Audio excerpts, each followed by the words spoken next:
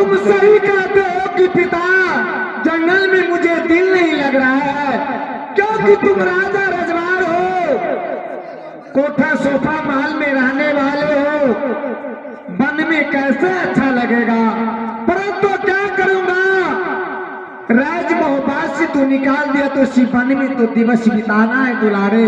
माँ मुझे बहुत जोर से भूख लगा हुआ है माँ, मुझे कुछ खिलाओ माँ। इंद्रजीत कुमार, यह घोर जंगल में कहां से तुम्हें खाने के लिए मिलेगा।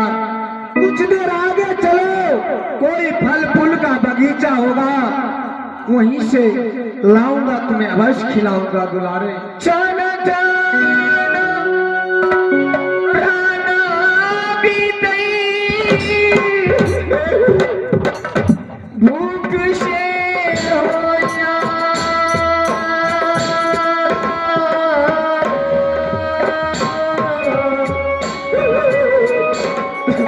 मुझे कुछ मिलाओ माँ।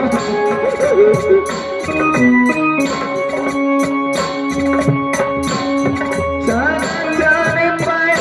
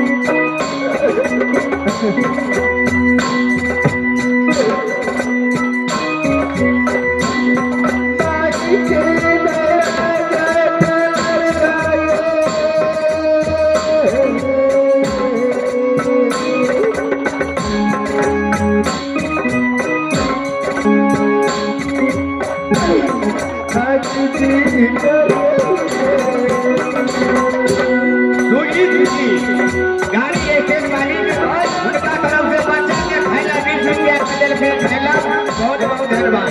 हे दोस्त के माठी एगो ये 10 बात के बच्चा है।